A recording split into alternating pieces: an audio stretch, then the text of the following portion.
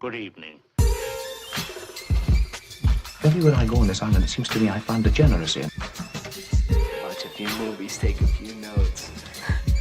See, it's a lot scarier when there's no motive, Sid. We have a bargain. Watch a few movies, take a few notes. Do you feel the pain? Always the pain, I can assure you, will be exquisite. Watch a few movies, take a few notes. His entire work consists of violence, all the time, obsessed with the issue of violence. Mayhem, gouging out of eyes, autopsies on the stage. Come. It is time to keep your appointment. Good evening, folks. This is episode 175 of Double Feature Horror Show, and we are covering folk horror this month. Members voted for it. I think maybe trying to redeem themselves for voting for horror and the erotic last time. Long threatened, actually delivered upon last year. So you're trying to be classier this time. Classier. I appreciate that, guys. I appreciate that. In doing the research for this, it was once again a really tough choice. What are we going to cover for our folk horror? And I've come down to it that because there are effectively two periods of folk horror, we're going to focus on the early part in this, the origins, and we'll mostly leave the revival into the next time we return to the topic. As there's just so much out there, I think I don't want to be overly concise with this. So I hope you'll enjoy this early folk horror section. Now we are leaning in, of course, with Blood on Satan's Claw from 1971, and I'm doing that because next week's really should come first, but it's a bit of a nightmare to find, and I wanted to give you guys an extra week to find it. That is The Witches from 1966, Hammer's The Witches. Americans, you may know it as The Devil's Own, and you will have a heck of a problem finding it. So keep looking if you haven't. That's The Witches 1966, and I wanted to, that actually precedes this film, obviously, but it also links to it in quite a few interesting ways, which we will cover as we go on. But before I go any further, I'm not doing this solo. I wouldn't dream of it. I have some excellent company here tonight. Regular co-host Murgoot. Greetings, all. Excellent. This is going to be an interesting day. Absolutely. First time watch for you, Murgoot? Yes. Yes, Ooh. It is. I went in blind. Oh. No previews, didn't read the wiki, didn't look at IMDb. I just read the description. I found it on YouTube. I read the description, and then it was off to the races. Sweet. Rare it's a first time watch for you. There's a lot that I've missed. Folk horror was never one that I really paid attention to. Most of watching the early stuff was a lot of kaiju stuff, like the Universal Classics. I know anytime we cover a bit of schlock, you've been there. You remember it from back in the day. Mm-hmm. Hey, I was a kid. The schlock was entertaining.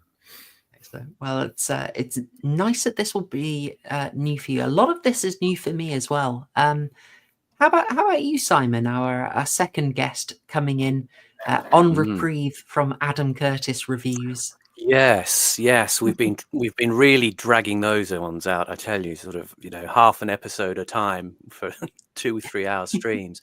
It's great to have to come along back to the channel because we haven't had an Adam Curtis this week, so I'm getting my fix of left wing cultural theory jammed into movie critique.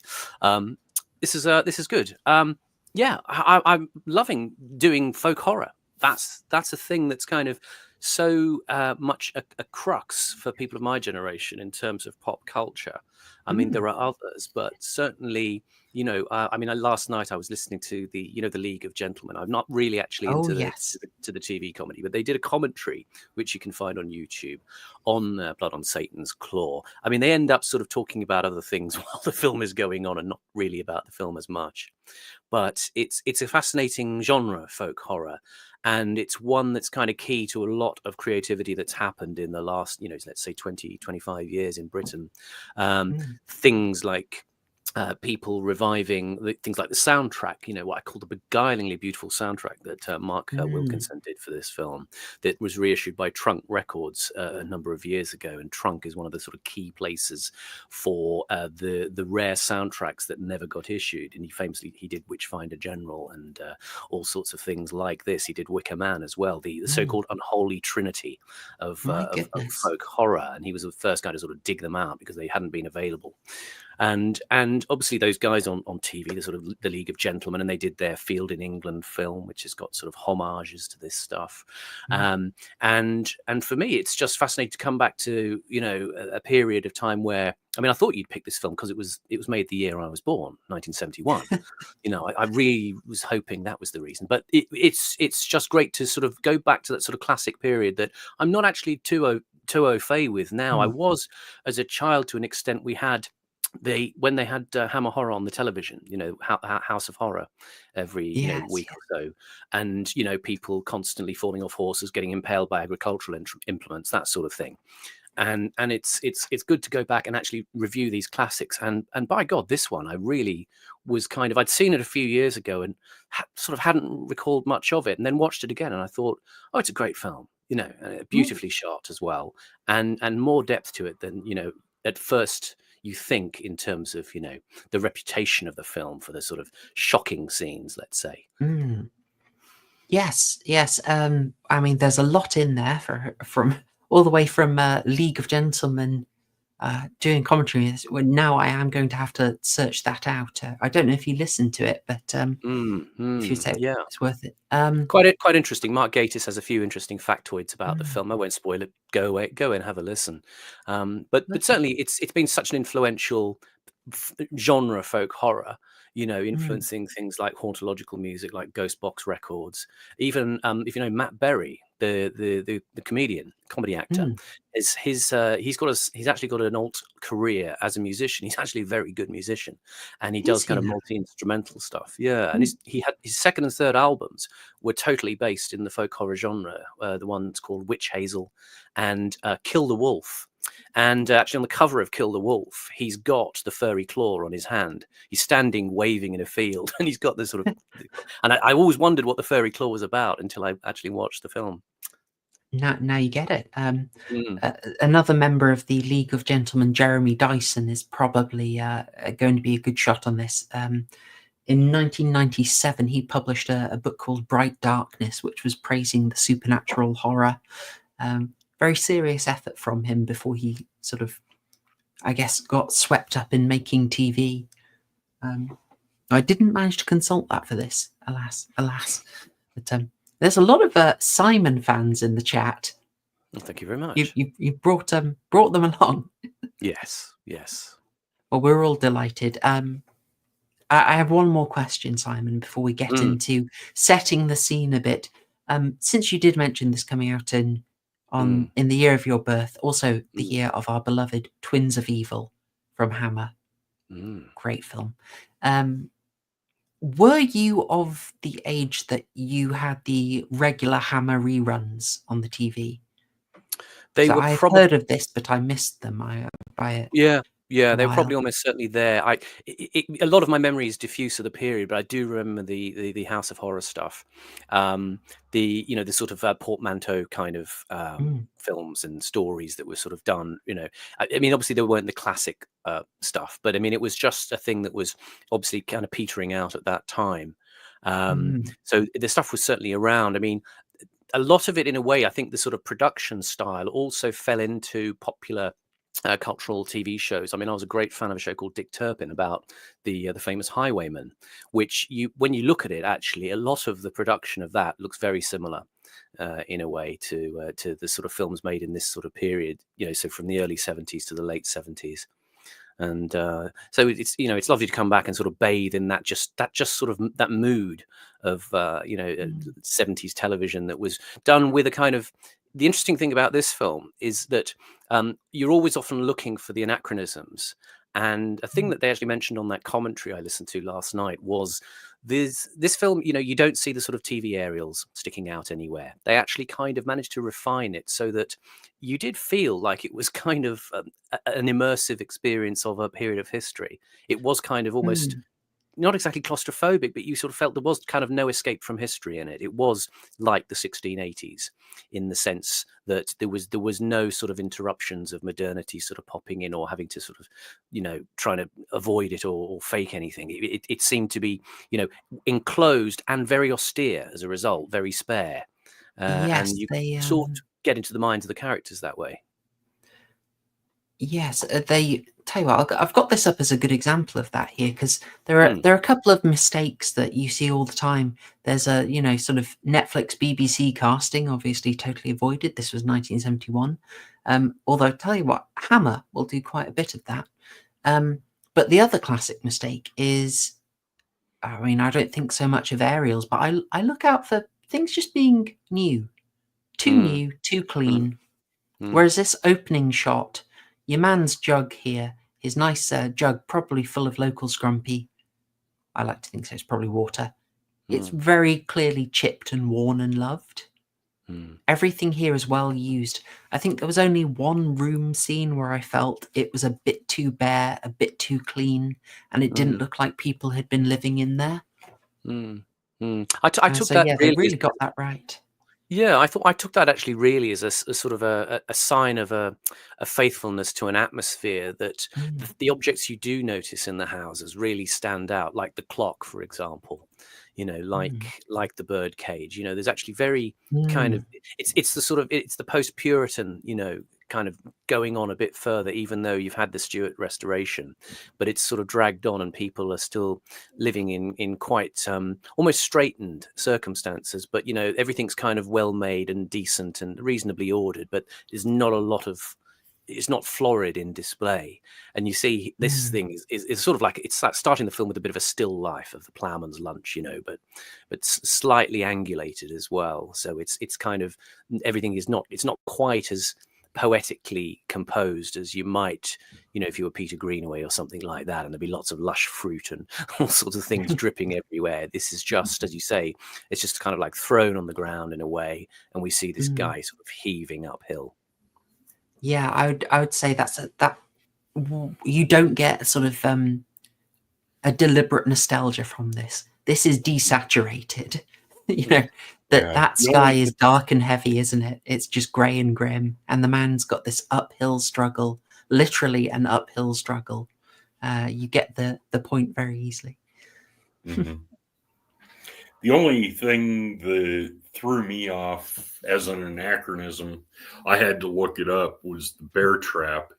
And then it was invented in the early 1700s, so it was period. I was like, oh, that's not an anachronism. Wow. Yeah, I hadn't thought to look that up.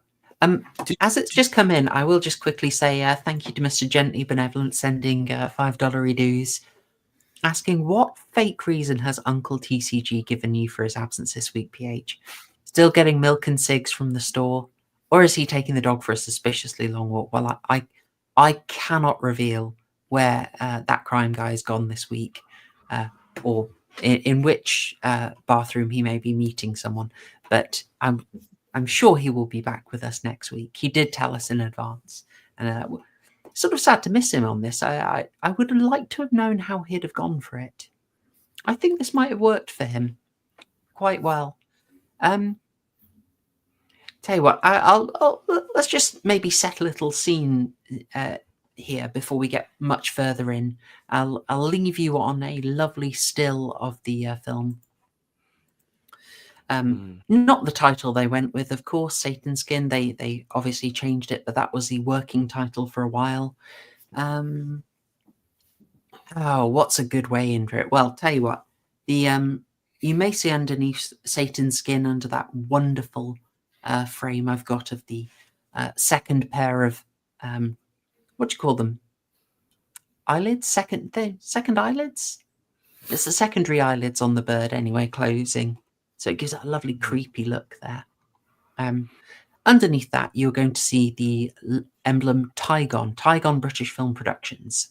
Now, that is an interesting little company. Horror in the 1960s, late 50s through to 60s and 70s in Britain, you are obviously thinking Hammer. You are thinking, why aren't we covering Hammer? Next week, we will cover Hammer. We'll cover the Hammer's The Witches from 1966, which actually shares a shooting location with this film. But Tigon distinguished itself from Hammer, and possibly in a way is one of those production companies that either spelt the end for Hammer Horror or hastened the end of them. Because, as you know, if you've been around this channel, this won't be too fresh information for you, but by the mid-60s, Hammer very much had its stock in trade. It was a reliable product, and it produced things that had a certain amount of nostalgia, a certain amount of reassuring morality. They didn't go too much for the nuance. There was lots of very reassuring. The establishment is there for you. So often Peter Cushing is there as a representative of the aristocracy to save the day. Basically, you know who is a wrong-un, and you know that wrongs will be righted by the end. They do get this. They did go into murkier moral territory later, particularly, say, the aforementioned Twins of Evil, which I sold as a rather smutty product, but I think it's genuinely one of their best ones. That deals with a much tougher realpolitik, where you have to you can't just win because of morality, you have to actually negotiate with power. Makes it interesting. But Tigon could put itself in contrast to the more simplistic Hammer horrors, the maybe more restrained Hammer, the somewhat less violent, generally less violent Hammer, and it could try and push the bar. Whereas, let's focus on Tigon. They actually had some of the disgruntled Hammer staff leaving and coming to them. You'll see a lot of Hammer talent sneaking into Tigon films. Freddie Francis would go on and direct some of their later efforts. And John Eldar, who is a long-time sort of Hammer quality manager and script writer, would also write for Tigon as a sort of, I say, when he was a bit annoyed with the Carreras running of Hammer, he sort of jumped ship. More interestingly, Tigon also took over Hammer's Wardour offices, the Hammer House, which you can look up on Google Maps itself. It's quite a nice building still, which is kind of a sign on how much they were just both figuratively and literally moving in on Hammer's territory. And they really kicked this off with a film that sort of explains why The Blood on Satan's Claw is the way it is. And that film, the very important film, is Witchfinder General from 1968 by Michael Reeves. Died tragically young, unfortunately. I think he was only about 24 when he passed.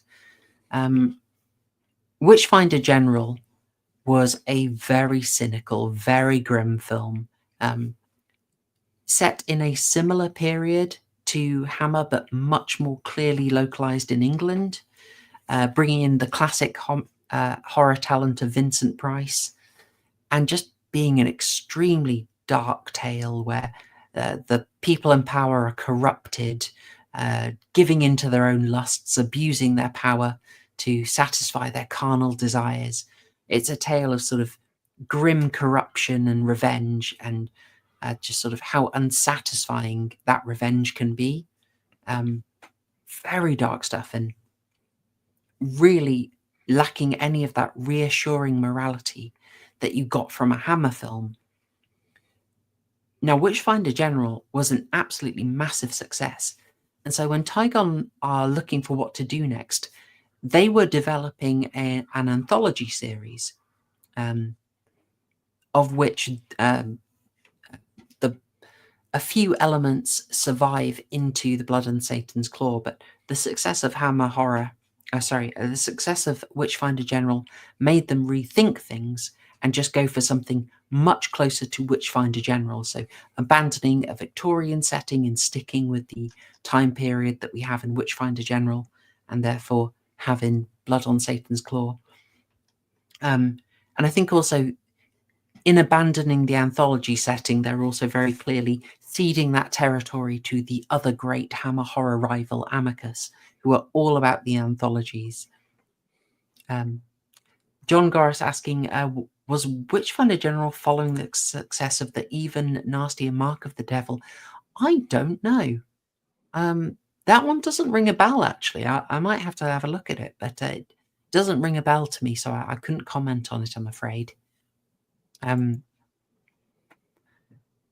So yes, they collapse the anthology into this. A few elements remain, such as a character sort of getting trapped in the attic and cutting his own hand off. That was going to be an original story. Now it's just a section.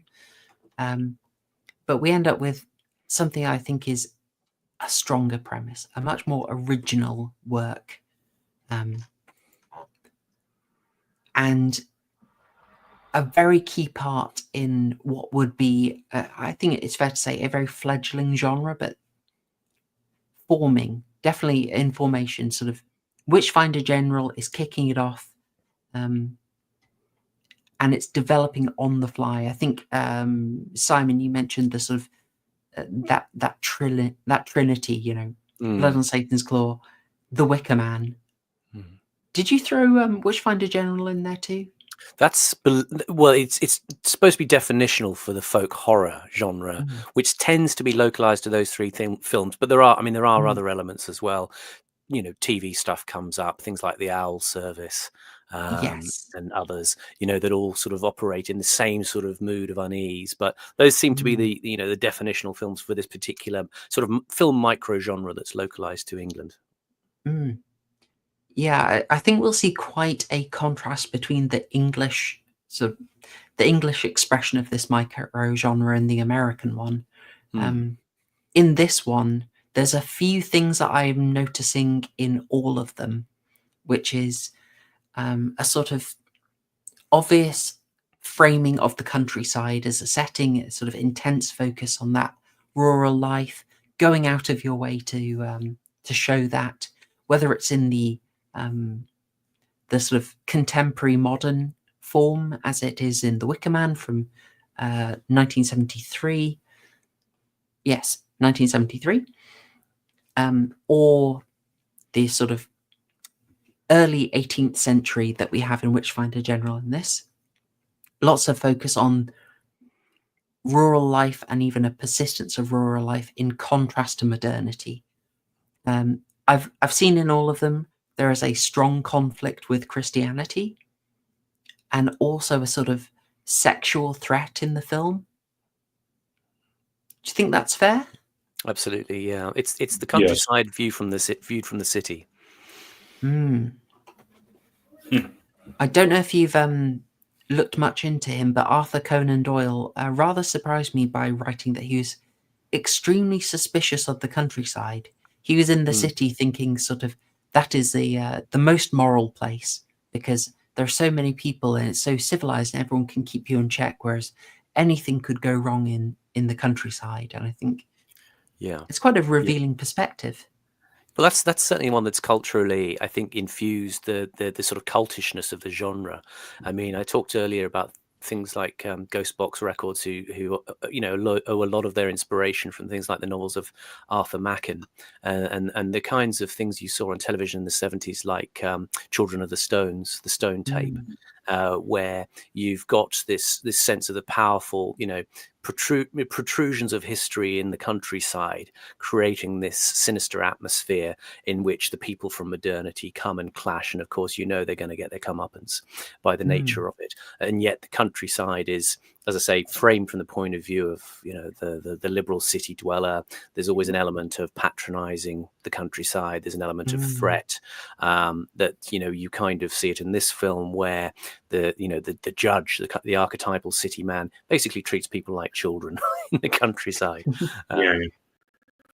Back to proper horror shows comment on Arthur Conan Doyle, Sir Arthur Conan Doyle. Apologies. You can see that in how Sherlock Holmes stories, he goes into the countryside or he goes to America, and everybody is either dissolute or they're rubes. And you can also see it in his treatment of the country manor in Lair of the White Worm. Oh, of course. That's I forget that's based off this work. I confess I still haven't seen that. You mean the Ken Russell Lair of the White Worm? Yeah? Apologies, I have not. I haven't seen The Devils either. Read the story first. Okay.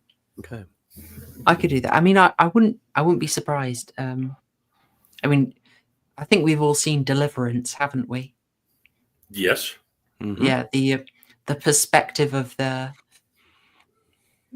urban folk on just how bad things can go rustically is The Hills Have Eyes, Deliverance, Texas Chainsaw Massacre, the city folk screwing up and then getting absolutely beaten down.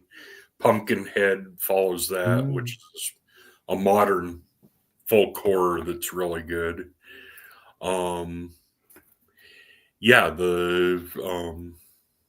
There's lots of treatments of that, modern and older, where the country folk are seen as either degenerate or idiots, but they end up winning in the end.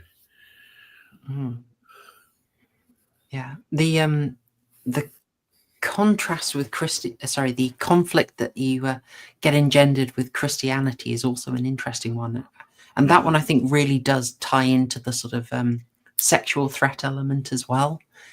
It's the idea that I think tied in with the idea that the city is civilizing is that Christianity is civilizing, and the problem of the country is sort of this base, bestial, atavistic nature is coming back in and corrupting people. That's very strong in this. It's probably and the Wicker Man as well. In that case, they're sort of pinning it on paganism, but this one is a bit more direct about it. I suppose at this point, having roughly set out the boundaries of folk horror, we will expand on it. We'll get into other forms and more specific details later. We're going to sort of find the outline of this interesting little micro genre as we go on. Simon, you did hint at some of the things that were brought into it. So I assume with the television references, were you thinking of the M.R. James adaptations? Absolutely. Yeah, it's the encounter of the rational man, with the kind of dark powers that reside in the hinterlands. And of course, the sense of inevitability about it is that you always know that the rational man is generally going to get killed by the end of it or something like that. But this film's slightly different in that way, with the character of the judge, who kind of bestrides the film in a sort of very domineering sort of fashion. But that speaks, I think, to the tensions in this period of history, actually. Now, I don't want to labor the point too much that the script was written with a sort of historical allegory, but I think it is there.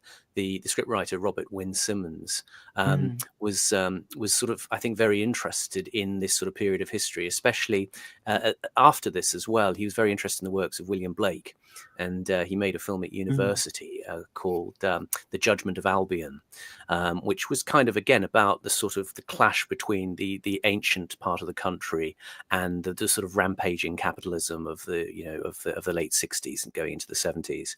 And so there's something in this film about a period where the position of the man on the land is changing. You've got actually the afterburn of the enclosures that were sort of drawing to a close in Britain, where the common land was being hoovered up by the landowning gentry, and this film has a sort of expression of the tensions involved in that, with people kind of going a bit crazy, as an allegory for the unrest that was sort of playing out in this period, especially after the Civil War, where by this time most of the enclosures had happened and a lot of villages were kind of being depopulated and were dying. And in fact, this period in the sort of, it looks like to me, it's a little bit vague with the chronology of the film, and people talk about it as being the 18th century. I think it looks a bit more like the 1680s. And in that period, in the 1660s to 1680s, there was a strong, long period of cold weather and an agricultural depression. And that's that sense you have at the beginning of the film of this guy's kind of just sort of scraping a living at this point, doing this hard work with this rough land, trying to plow it on his own with this single, old shy horse. And you've got a moment where there's a tension in the country because the urban is beginning to dominate in figures like the judge. And at the same time, there's the fears about what's going to happen with, at this point in the film, it sounds like James II has kind of, maybe after the Glorious Revolution, and James II, who is feared that he's going to make England Catholic, has been, he's been booted out, and maybe William of Orange is in place now, so it's now a Protestant country. But there's a consciousness for the gentry that they have to project status by being on the Protestant side, and the old religion is being scoured from the land, and there's an element of that analogizes with the events in the film, and the darkness in the countryside, perhaps having a sort of analog with the old religion of Catholicism. Well, they do mention the Enlightenment is here. Witchcraft is over, which means it's mid to late 1700s. And he goes on to talk about how you have to, the Enlightenment ideals are winning, have won, and witchcraft is nonsense, and then it's proven to him that it's reappearing. Yeah, I found that very interesting, that the a sort of figure of sophistication has written off witchcraft entirely, and sort of I did want to do a rewatch to be sure, but I think the Reverend doesn't really go for it. He doesn't pick it up, and then the person who's got the details on witchcraft is the Doctor, who's got the old tome. I got the found that. The position of the Reverend is really quite interesting. Neither he nor the judge fulfilled the roles that I expected them to at all. Which was kind of a delight in this. Did the Doctor just call it the old tome, or did he actually... This old volume, he says. This old volume. Yeah, for some reason, all I could think of was The Hammer of the Witches, the English translation of Der Hexenhammer.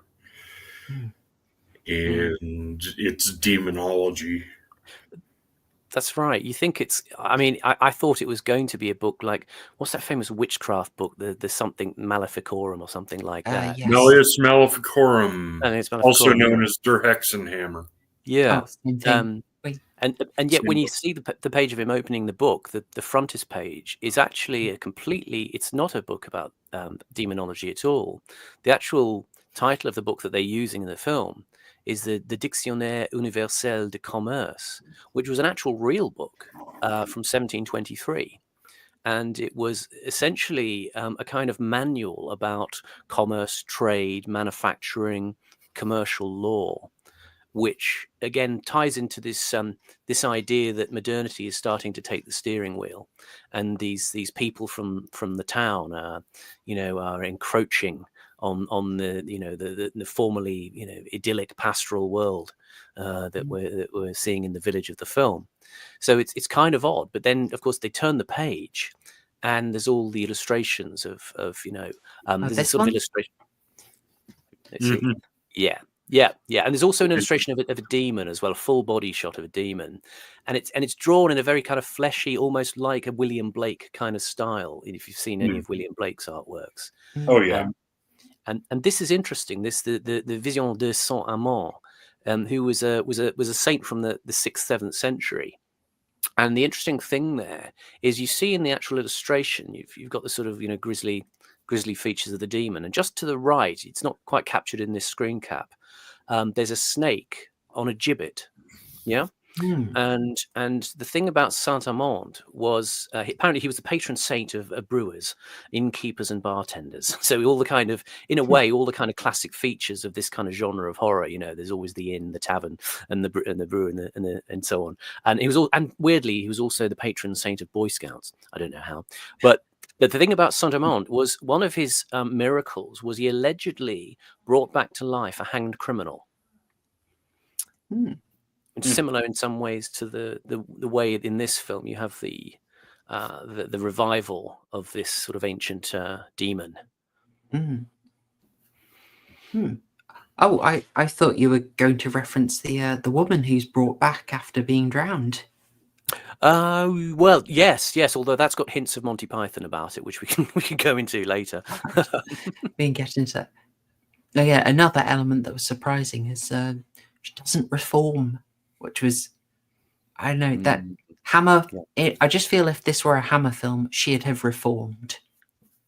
But this being folk horror, it's a darker world. So just quickly, I did see people say they hadn't managed to do the homework for this. So would either of you like to, in about 2 minutes, 2 to 3 minutes, give us a rough overview of the plot? To roughly to help people follow the conversation as we go. If anyone wants to attempt that, what would be on the back of the VHS, as I like to say? I think Murgoot's volunteering to go first. Oh, I was going to volunteer you. So I'll be your veteran now, Murgoot. Okay. Farmer finds a rotting demon's head in the field and goes to the judge to tell him what he's found, and the judge kind of poo-poos it but gets dragged along, and by the time they get to the field, the head is missing. Come to find out, the children have found it and were playing with it, kicking the whole thing off. And then Squire brings one of the farm girls to the house of Mrs. ask Mr. for permission for marriage. Yeah. And they say no. She pitches a fit. They throw her in the attic. She goes nuts and scrapes up the good wife.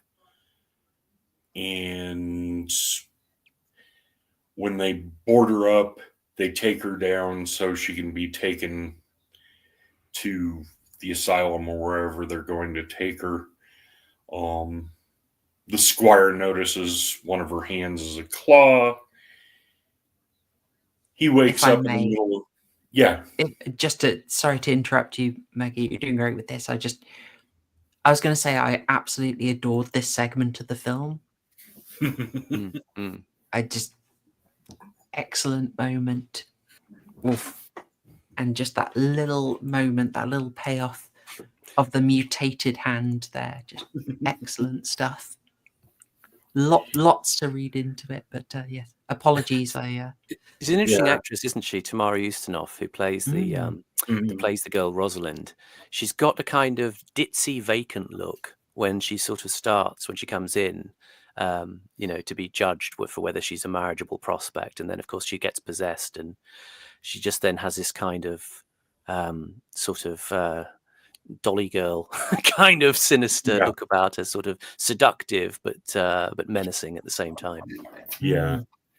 Then he has the squire sleeps up in the attic. He has a nightmare that his hand is turned into a claw. He cuts it off with a hatchet that he found, or knife, his dagger. And he goes through the movie with his hand tied off from there on, which I did like the fact that they kept up with it throughout the film, except when he was riding out. And you could see his hand holding the bridle. Alas. But it goes on from there. The children gradually become more and more sinister, especially Angel Blake, and I forget the boys' names, but they're the ones who originally were playing with the head, and they start sacrificing other children as they catch them. The judge is brought back. They figure, well, the preacher is accused by Angel of having her remove her clothes and doing evil things. The judge is brought back. He takes possession of the preacher, and then another child is killed, and he releases the preacher, and the hunt is on for finding out what the children are doing, who they're worshiping, and it ends up in the final scene. Yeah, very good. Final show off.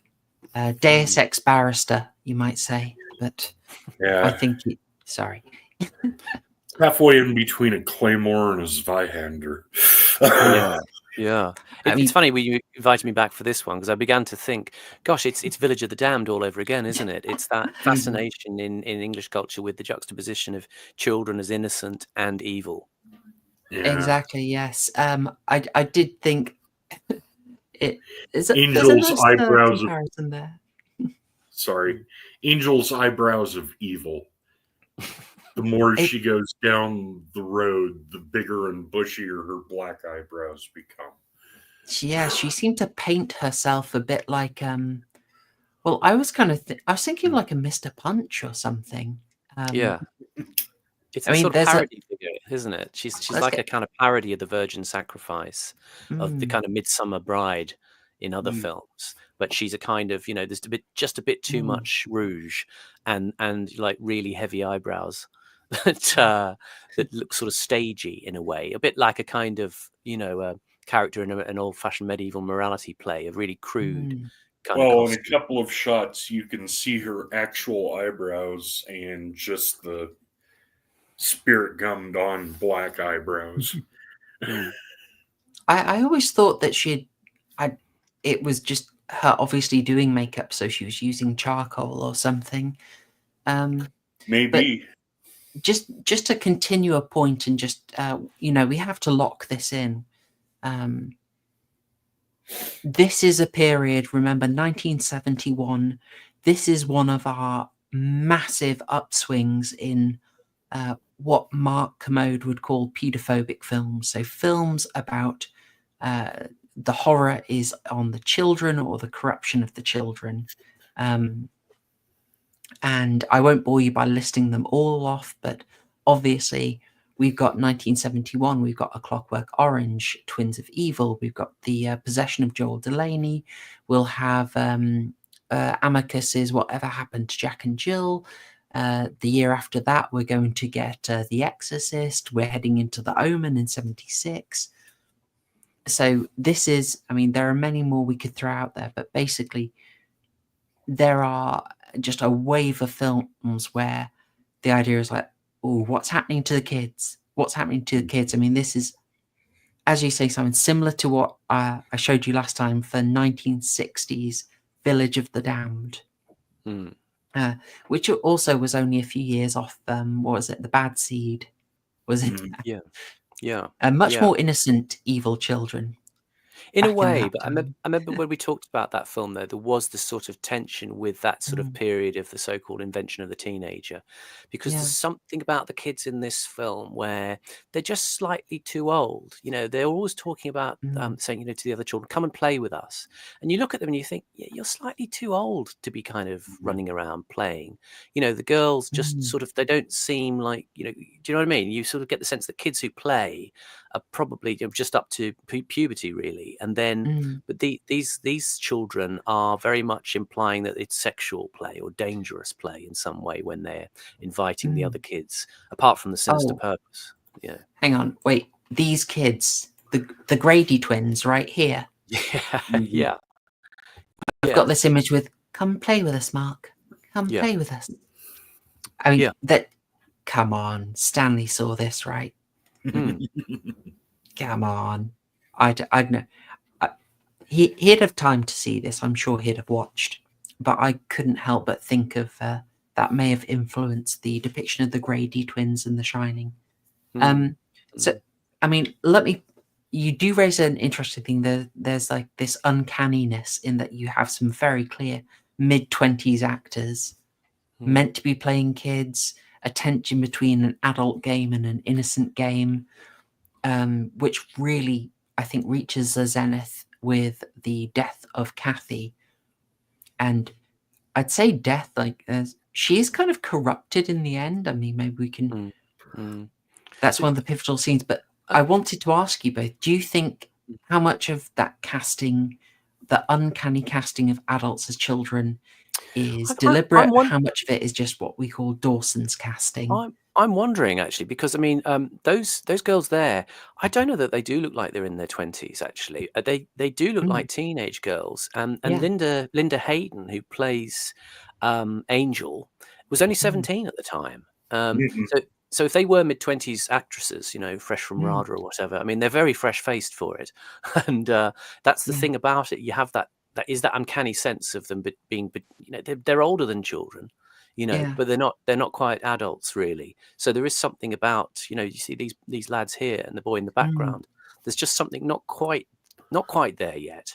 But there's definitely a mix, and I kind of wonder, some of it to me strikes me as just casting rules that they probably would have said, look, we can get you 12-year-old, 13-year-old actors, no problem, but you can't have them doing horror scene stuff. And sometimes that is just an industry enforced thing, a production enforced thing. Sometimes it's a director showing a bit of sensitivity and caution, as Kubrick did on The Shining with Danny Lloyd, and Richard Donner did with Harvey Stevens on The Omen, who didn't even know he was in a horror movie.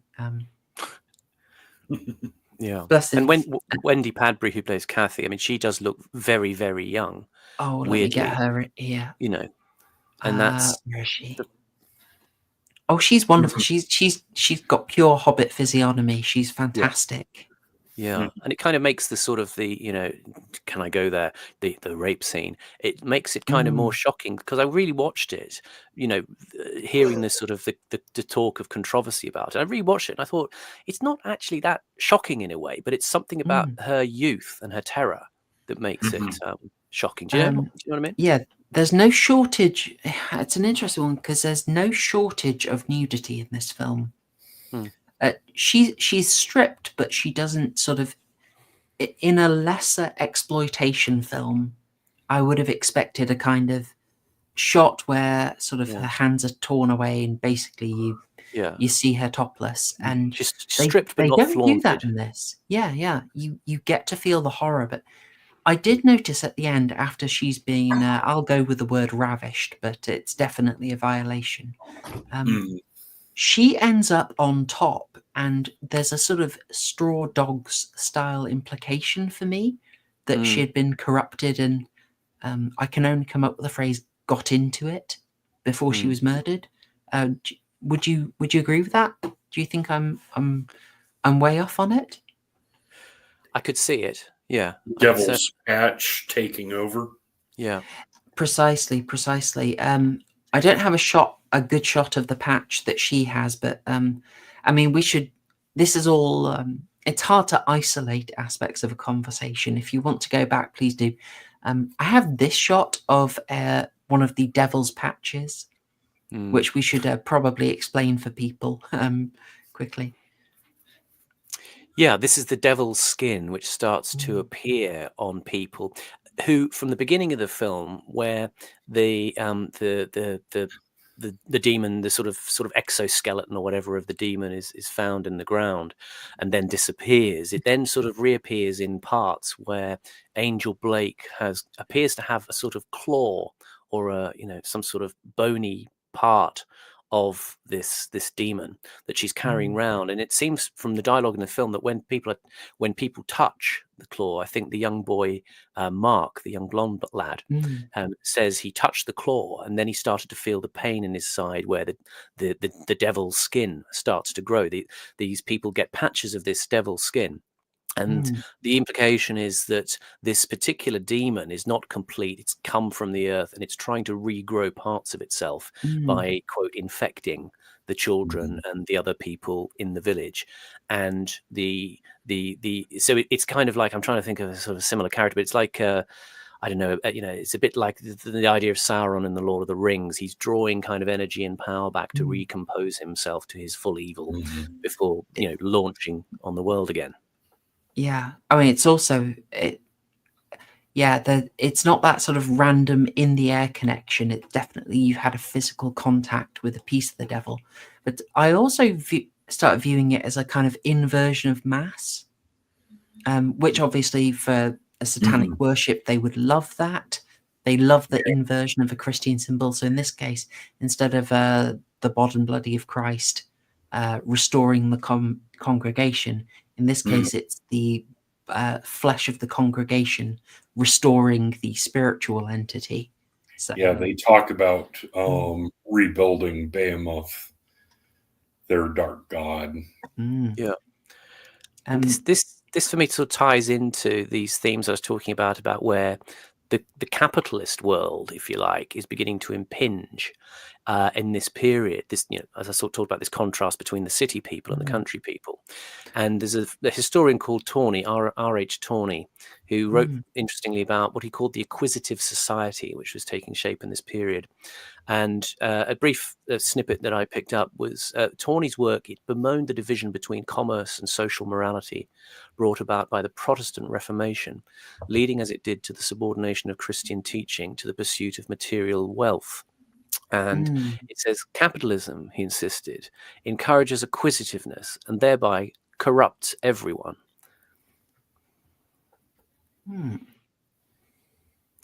There's an element in which it's a sort of allegory for, the kind of interpenetration between the town and the village, which kind of exists in a sort of rural idyll and a purity and a quaintness almost. But then these outside forces come in. And this thing, in a way, that there's always the icon of the crow or the jackdaw, the black bird, which you see explicitly in the film at the beginning. And it's also paralleled in the judge himself. He strides around in this huge black hat with his black cloak. And he's kind of a reformulation of the same thing, the sort of the monitoring, presence, the dark watcher. In some way. And he has to stamp it out. I mean, tell me if I'm getting this completely wrong, Simon.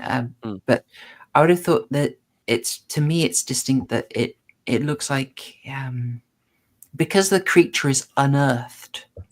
It seems to me like less an outside threat. Yes. More as like it's.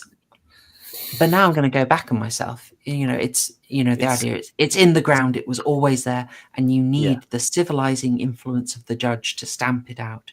You need that or ever-present the old religion. vigilance. That, Yeah, true. as you say, you can go both ways because it's the old religion which is being neglected. So yes, it's outside in the sense of outside of the spiritually wholesome, if you like, which the judge represents in his own kind of Yeah. pompous, austere way, and the parson represents perhaps in a slightly more deeper, compassionate way.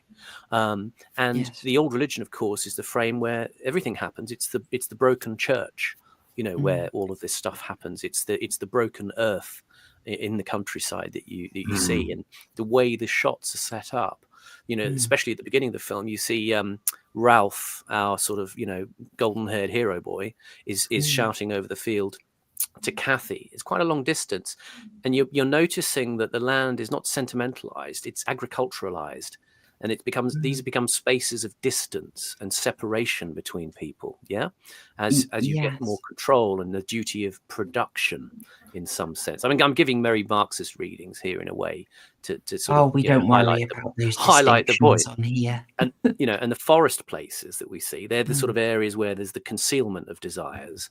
The countryside is kind of it's both menacing, but it's ordered and kind of corporate. It's not kind of completely beautiful and painterly. It's these characters separated by these distances now, as opposed to the old life where there was very sort of intimate kind of contact between people at a village level. Yeah, the early shots I think support a lot of that. So as you say, the one where they wave to each other completely separated over the distance, it's like the changes, the mechanization. Well, it's not mechanization really, but industrialization has separated them and isolated them. It's not the women all working on the trees together. You get the idea of isolation and drudgery. We've got this shot here where the fence, the hedgerow here separates the judge from the reverend. So that I think supports your idea. And I was just wondering, going back on my idea of, it's an ever-present threat of the old religion and the earth. I was thinking, well, it is the plough that unearths it. Yeah. So you could read it both ways if you want. If I can drag us back to the Devil's Mark and the skin, because there is another reading going on there, which is a bit harder to keep family friendly. But this is a kind of layered textuality. So remembering that another aspect of this film is a worry about the children, the corruption of the children, what the teenagers are doing, a perpetual worry, something that comes in kind of cyclically and explodes once in a while. And you only need one film to be a massive hit for suddenly a load of copycats to come out, but they're often prompted by an incident. In this case, I think we can't overlook that these patches of devil's skin are hairy. This particular one is found, the one we get the closest look on, is located on a girl's upper thigh. And to save her, they cut this bit off, but I don't think we can. I mean, does anyone need me to spell out the symbolism of this strange new hair appearing on these young nubile bodies? We're heading towards an Alan Partridge. It's pubic, isn't it? It's what we're seeing here. Yeah, there's this. Yes, not hugely subtle here. That yes, the appearance of hair preceding some involvement in some dark adult sexuality. Yes, I think we can all see what they're getting at here. But in the scene where it's removed, though, something that really baffled me was the doctor who is cutting this skin off in quite effective, I mean, flinch-inducing horror. He is shot from a close-up angle. I didn't have the stomach to screen cap, but frankly, he looks like he's mid-coitus when he's doing this operation. Did you folks pick I didn't notice that. No. Yeah. Well, there's a bit of that kind of what should I call it? Horny acting later on in the film. So it's echoed. It's the idea that these sorts of these people kind of it's all the sort of repression that's hinted at through the film is kind of externalized on the faces of the people as they kind of really get into this stuff throughout. Angel's attempted seduction words of the Reverend was an interesting part where it was kind of turned around, where it wasn't the boys who were going crazy, it was her just being evil and setting up the blackmail for him and just setting him up. If he acceded to her and took her right there, then she could say that, and she said it anyway, even though he kicked her out. Showing the seductress as being evil. Did that go the way you expected it to go, Murgoot? Did you think he was going to give in? No. The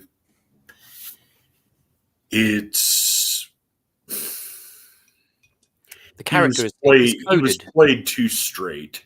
Yeah, he's coded as so noble in a way. You know. Yeah, maybe I'm just. It could just be the influence of far too many modern films, but it genuinely surprised me that he kept his faith. Sorry, could not be corrupted here. I really thought she was going to get him. Do you think that's a modern sensibility, though? That I think so. I worried it was. Yeah. It's the 90s, 2000s, 2010s, the priestly and church scandals have really made people cynical. Yeah, there's always a kind of Freudian assumption, that everybody's up for a bit of it, and in a sense, we're kind of in a way that, maybe Tigon might have done, they distributed quite a lot of, basic exploitation pictures, but in a way, they're still representing a kind of an acceptable mid-level, status quo morality here.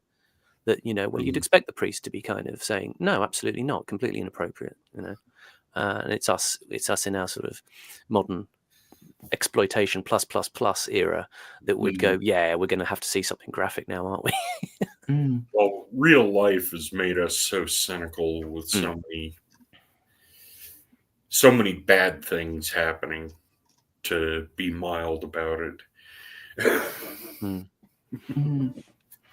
Yeah, it's rather fantastic performance from the actress. There was Linda Hayward.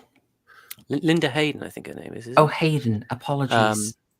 Yeah, and Anthony Ainley there as the priest Fallowfield, who apparently played the Master in Doctor Who as well. Hang on, really? Yeah, he was one of the Masters. Of course, there's a few. Roger Delgado and the other guy, his name's Pratt, I think. I always think of Roger Delgado. I was a Pertwee fan back in the day. Yeah. Yeah, it's just a strong performance throughout, but she's so absolutely unabashed. And again, it's encapsulating that theme of the children out of control, what's going on here. Yeah. And it also surprised. I still haven't really adjusted to the fact that they'd get away with this in 1971. The BBFC did make them cut out 2 scenes.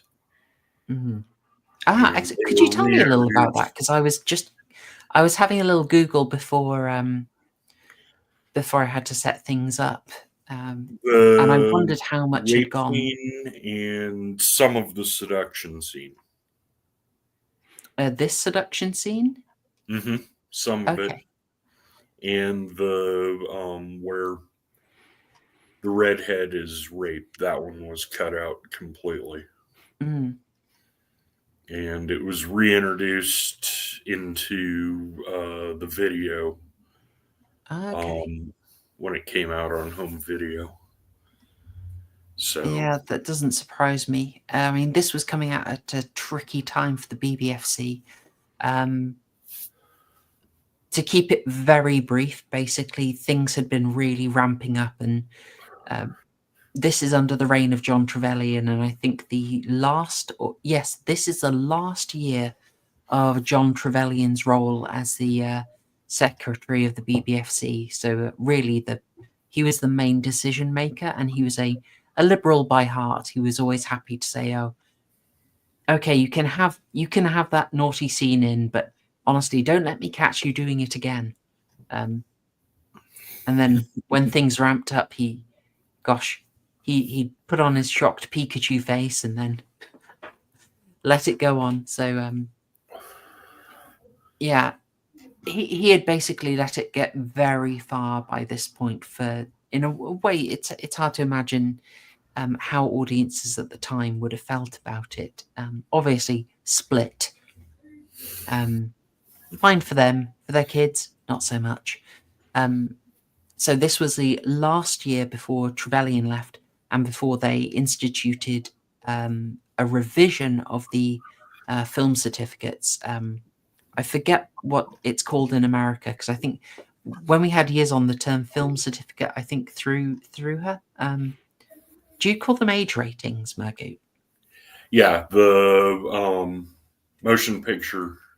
Yeah, the MPAA age rating equivalent. So our film certificates were changed the year after this.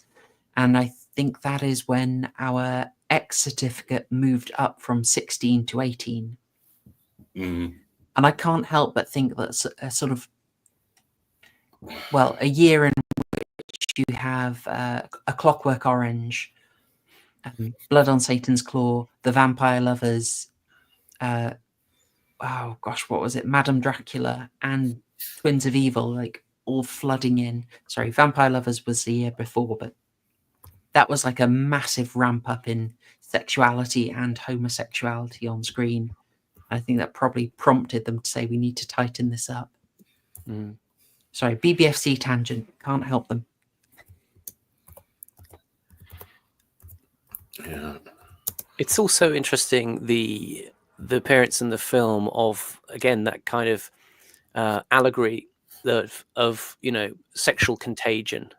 And there's references in the film to oh, maybe it's when we see Mrs. Banham in the beginning, and she's kind of ravaged by Rosalind, and she goes into this sort of mysterious illness, and of course she weirdly just disappears somehow. She just sort of she just gets up and sort of she's really ill, but then suddenly she sort of just sits bolt upright, and this is a sort of grotesque moment of sudden animation, and then after that she's disappeared. Well, doesn't she show up in the crowd at the final ritual? Isn't she in the background there? I was wondering that, because there's a couple of old people there. There's a sort of an old crone character and an old man, and I wondered if she was concealed in there. And I think the idea is that somehow her body is one of the first ones to be kind of majorly absorbed by this demon behemoth, and that's one theory. I didn't detect it specifically, but I thought there's something about the idea that, I mean, she herself is a kind of weird character. We see at the beginning of the film, the judge has come to stay with her, and the judge, in a sort of intimate moment, reveals with is it Peter, the young man, that years ago he had a bit of a thing for Mrs. Banham, and her husband has died since then, and obviously the judge was kind of, I guess, rejected by her in a certain way. There's got clues to that, and that the judge feels a little bit bitter about that. He sort of makes a toast, and then he breaks one of her glasses as he makes the toast. And I thought the name Mrs. Banham actually was kind of an odd one, because it's obviously the name of a company that specializes in padlocks and locks, and I thought she's maybe got that air of a woman who is, her sexuality is kind of locked off. You think I missed the judge that completely, Simon. I'm just reading into the way that when people write scripts, they often pick really names that shout out at you about what they're trying to say about the character. And of course, Banham's is a name that everyone in Britain sees, because it's on the it's often on a deadlock on their door. So you think there's something there, but in her case, she's got this sort of arrested past. Her husband's died, she's kind of sexually frozen. At the same time, she has this illness, that comes from being sort of scratched up, and she's in the bed, and they're saying of her, the judge says, of her, we don't know what's going on with this illness, but they say, of when Rosalind goes mad, they say, oh, she's beyond our reach now. you know. And later the judge says something very similar about Mrs. Banham as well. You know, I think it's literally almost the same words. She's beyond our reach. And that kind of reminds me of, you know, the line that Van Helsing has in the novel in Dracula, where, you know, you've got the character of Lucy, who's the kind of sexually licentious character who gets bitten and turns into a vampire. And Van Helsing says, you know, she lives beyond the grace of God, a wanderer in the outer darkness. You know, the idea that the woman has somehow moved beyond control at that point, and that plays to that sort of anxiety about the kids have kind of discovered sex in a way, you know, and there's a sort of hysteria that the scenes of them running around as a big group, you know what it reminds me of? Nothing so much as the kind of footage of gangs of teenage girls chasing the Beatles. You know? Oh, are you thinking of where is it? This scene. Yeah, Where they they all also- kind of, you know, that's very organized. Literally gets roped in. Yeah. If I may, like I griped at this when she's surprised at the presence of people jumping out from trees when she would have clearly seen them from the angle from which she approaches, but I'm allowed these little gripes. Oh, you're using logic and thinking and stuff there. I'll just say this now, using my logic like an idiot. I had one of my favorite comments once again.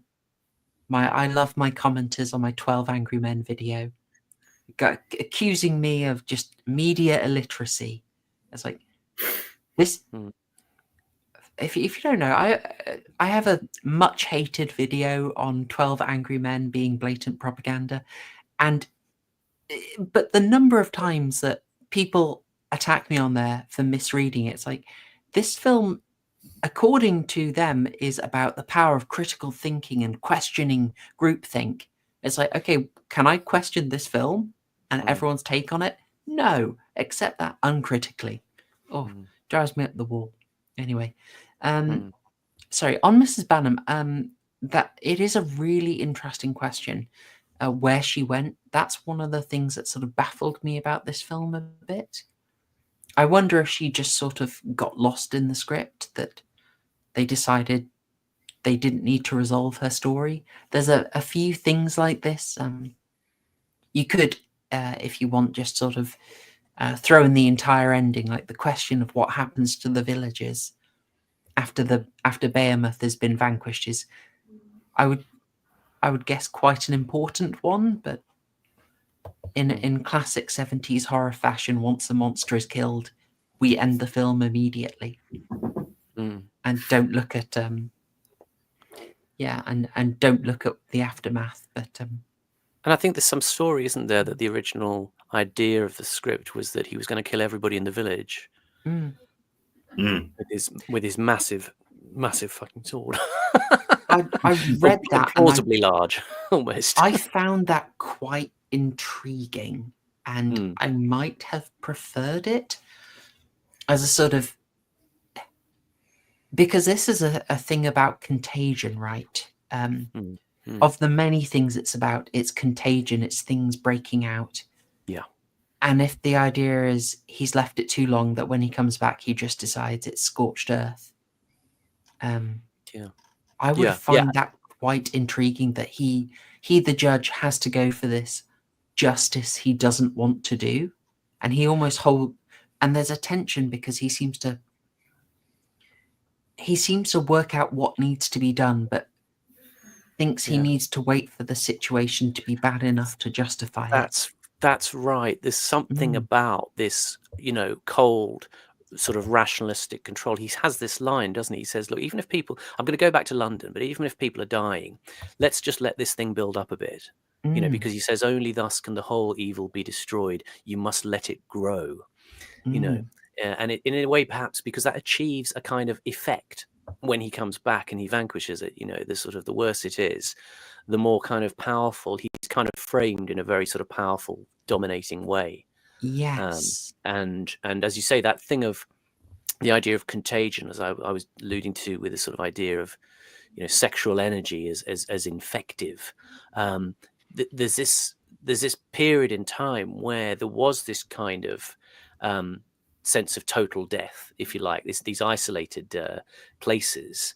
The famous one is a village called Little Iron in a few years before, in 1665, where they had an outbreak of plague, and they decided to close off the village to anybody coming in. Of course, lots of people died. And the way it came in, funnily enough, the plague came in from a tailor buying cloth from a merchant, and the cloth had fleas on it, and it transmitted the bubonic plague. So again, it's this idea that this contact with the modern world is breaking down these familiar old ways of the countryside, this kind of easy sexuality. But in the village, as we see in this film, you get the sense that I noticed the sort of, you didn't get the sense of families really very much, or like men and women, or, general fertility. You don't see any babies, or, people going around in a sort of, it seems quite a stripped back place. There aren't very many men that you see that populate the place. One of the boy who was killed early, Mark, you see his mother, and obviously you got Mrs. Banham and her nephew, but otherwise it's, people are sectioned off a bit. The children just pushed into school. The place seems very deadened. There's no signs of growth or anything like that. You made me think with a comment about coming back with sort of his little weapon of mass destruction there. It's literally a weapon of mass destruction. He stops them doing a black mass. Oh my gosh. Yeah. Wow, I did not think of that earlier. But do you remember in Village of the Damned, there's one of those, it's a great little bit in it. Multiple areas are affected. Yes. And you're left with the tension that the liberal Britain has still got the problem, where the Russians just sort of scorched earth that area where their children were. And it's this sort of tension of, again, can we keep up being liberal? Can we hold to these values, or is that going to consume us? And I'm torn on this. I'm so interested in this judge. Also, the idea that he's meant to be the civilizing force from the city, but ultimately, what he comes back with is effectively an antique weapon. It's like, I'm going to have to go back to the old ways, guys. Well, this is the interesting thing. I thought about the writer Robert Wynne Simmons when I said he did that film about William Blake. And William Blake had this concept of man fallen to earth and then smashed into pieces. And he developed this idea of these kind of entities, these avatars called Zoas, who were like sort of atavistic kind of forces that represented the sort of together the unity of the I suppose the nation or the country, the place. And these different characters, they're a bit like the Titans in Greek myth. They're kind of like the pre-gods who populate, and they have these kind of sort of massive agendas to deliver. And this one particular character in Blake's vision is a character called Urizen or Urizen. And it says he's basically a kind of an old man, and he sometimes carries architect's tools. He also carries books of law as well, and it's described that he brings these things to kind of constrain people, or it says on a description of him, to ensnare people in webs of law and conventional society. And this is kind of a Blakean figure, this judge. He is there to be, because he's completely competent. You know what I mean? You don't get the sense that, like in other horror films, he's the hero who's just going to pull it off. He's not quite sure, and he's going to succeed. He's going to vanquish the bad guy. Actually, this guy, he's kind of striding around the place like a master from the beginning. He's not going to have any problem dealing with evil, and he's that sort of character that comes in. He is constantly referring to the rational beliefs that are now beginning to dominate the age, the city-wise way of thinking. And in a sense, his conversation is only at a sort of rough peer level when he's talking to the other guy, Justice Middleton, the local kind of representative of the law. But he's quite elevated in his sense of himself. And this power comes from, he takes this book and studies it in order to come back with righteous vanquishment of the demon. And I think he is let's say he's postulated as that kind of sort of Blakean, like an Old Testament figure, but he's the new force where the old religion has died, where the old the old certainties of life in those places that are being stripped down as the modern world takes off, and he embodies that sort of ability to come in and control things once again where the religion has gone. I do like when the judge comes back and his assistant, his brutish assistant, keeps it wrapped, and all you can think is they're bringing a full cross. It's covered up, and you can see the cruciform shape through the cloth, and then the reveal is it's a great sword, which is cruciform, and he's smiting the evil. Well, I think that's a really good point. Yeah, I mean, I was wondering for a lot of the time what it was. What is this thing being brought around? And then, it's, as you clearly see a cross shape, it then is a weapon. I think we can read into that. And are we seeing him as a kind of almost mosaic figure, basically? That was the only Old Testament comparison that went through my head. The sort of he's the kind of years of 400 years of absorption into slavery, into Pharaoh's traditions, Egyptian traditions, and then he is the guy who comes back and the righteous avenger. Righteous vengeance reconnects people. Yeah. And the way he uses it's interesting, because it always reminded me of the scenes in the Coppola Dracula film at the beginning, where you have Vlad Dracul impaling people. He sort of uses the spear in a certain way that kind of picks people up and lets them slide right down on it. And he uses it in a similar way to that. He is like a conquering kind of warlord in the way that he comes, and he doesn't just stick it in the devil and the devil falls over. He raises him up before casting him into the flames in this very sort of theatrical way.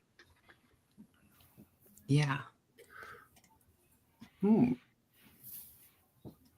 He definitely, at that moment, I think I read him as being sort of channeling some kind of old school energy, some kind of, I don't know, power of God, you might say, but something was letting him do the supernatural feat of lifting this creature up. I mean, he's definitely presented as having a heroic moment, being beyond everyone there. You got that slightly unusual moment where they freeze frame. Just about here before he reveals the weapon. And then he's just doing this in slow motion with excellent music. It caught me by surprise, but I thought it was fantastic. It is actually kind of heroic, isn't it? It's quite enjoyable moment. Heroic and intimidating, I thought, because I really thought he was just going to take them all out and just be. I guess I was. How can I say? I was thinking along the lines of Witchfinder General, that he would just be utterly merciless and slaughter them all, as well as I think he was originally meant to. Yeah, there's this thing to bear in mind here, that the devil at that point, the behemoth that's been summoned, does only have one leg and is kind of hopping around, because the idea is that he's going to get his. Because the doctor notices early on, he in the film, he says there's been a figure seen around a village with one leg. And when we pick up that Ralph has got this, this hair growing on his leg, and he's coming to, and I think basically they're coming to take his leg off and give it to Behemoth. So that's. I'll get the Behemoth on screen for people to enjoy. And that's light enhanced, that picture, because you don't see it that clearly in the film. No, I was trying to get the screen cap of it. I think that's clearly a sort of behind the scenes shot, because you can see people in modern clothes. So just some on-set photography there, but they wisely leave it mostly in the shadows. And I don't like to sort of judge the effects of 1970s films too much. They're working under certain constraints, but I rather liked this thing. Looks like a bat. Yeah, it's got that aspect to it. Definitely the sort of kind of inhuman spread eyes. Yeah, a lot of people are noticing. A lot of people are saying it looks like a bat. Yeah.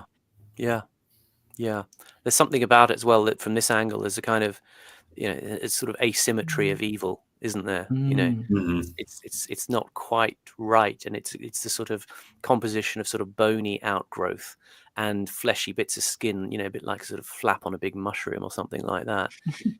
It's always something like, in a way, it prefigures designs of things like the alien creature later on. In Ridley Scott's film, the Giger conception of the inside being outside, the exoskeleton, the mechanics being part of the flesh in some way, and this idea of this grotesque kind of bone formed growth all over this thing. This is quite sort of challenging, especially with the hair as well.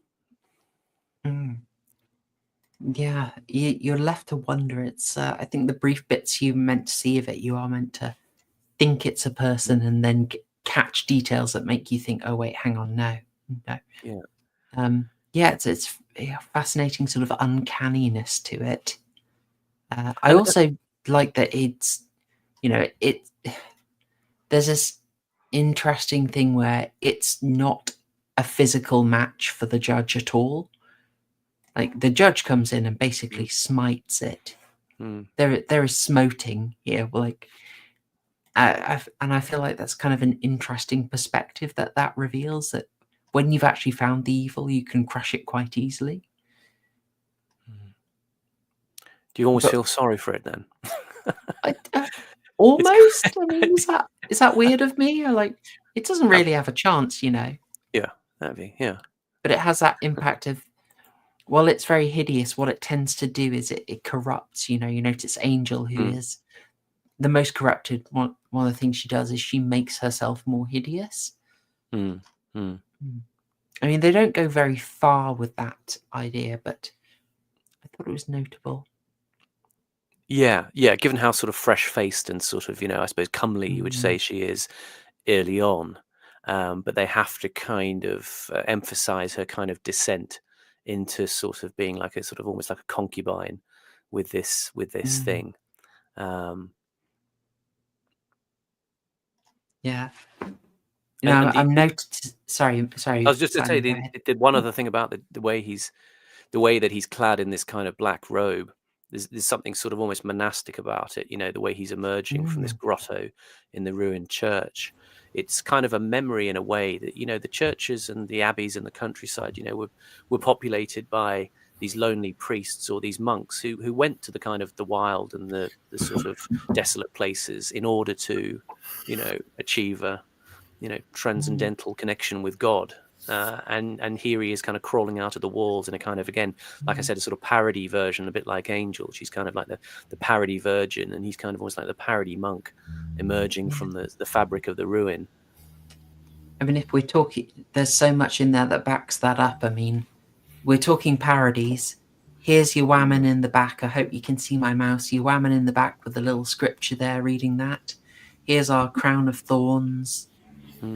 Here's a guy basically wearing armor. A little bit of a centurion echo there, a little bit of a Roman centurion. I think that's one of the boys, and I think that was the thing I noticed as well. There's something about the way the boys, they're dressed in these old bits of armor which are out of date for this sort of period. They're things that are probably left over from like the period of the English Civil War. Yeah, that looks like a Roundhead's helmet. Yeah, they've got sort of what those Cromwellian era. Yeah, particular kind of like the similar, the chaps early on who come to take the priest away are wearing this sort of very primitive, bit like coxcomb helmets, but not quite. They're sort of very simple version, and these old breastplates. It's like they're the kind of dad's army.